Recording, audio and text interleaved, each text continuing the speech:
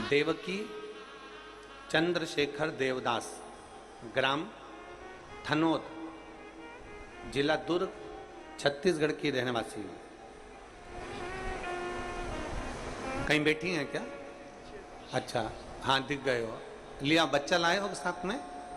लाए हो तो लेकर आ जाओ, लिया। गुरुजी, शादी के 1 साल, 2 साल, 3 साल तक, 5 साल तक लोग इंतजार करते हैं, पर मैंने शादी के 10 साल तक बच्चे नहीं हुए, इंतजार करती रही। पर एक बात गुरुजी कहना चाहती हूं, जिस नारी की कोख से संतान नहीं होती है ना, उसको कितना सुनना पड़ता है, कोई मुझसे तो पूछे एक बार। दुनिया के सारी गानियां और दुनिया के सारे ताने एक तरफ होते हैं, और बिना बच्चे की मां को जो ताने दिए जाते हैं वो तो शायद दुनिया में कोई सहन कर ही नहीं सकता।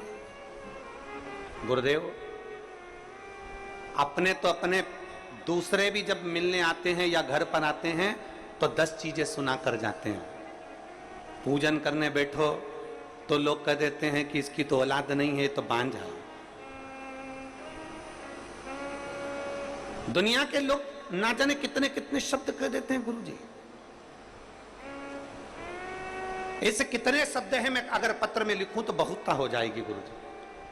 हमने क्या 10 साल में हमने ऐसा कोई डॉक्टर नहीं छोड़ा जिसको नहीं दिखाया, IVF कराया, सब कुछ करवाया, पर फिर भी संतान नहीं हुई, तो हम क्या कर सकते हैं?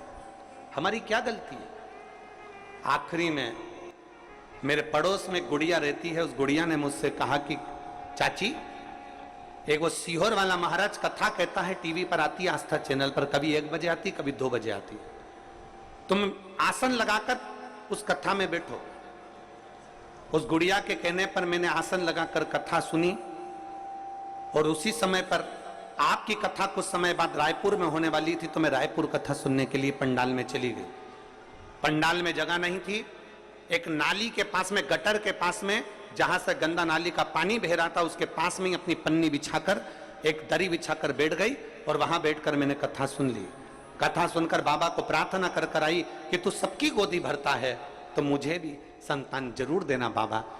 तेरी कथा में वो सीहोर वाला महाराज कहता है कि बाबा के दरबार से कोई खाली नहीं जाता, तो मेरी भी झोली भरना बाबा। मैं कथा सुनकर आ गई, और बाबा की ऐसी कृपा हुई, सफेद आंकड़े की जड़ का प्रयोग करा, पशुपति व्रत करा, 10 साल के बाद मुझे बने बाबा ने मुझे संतान दे दी, और मेरे माथे से कलंक मिटा दी।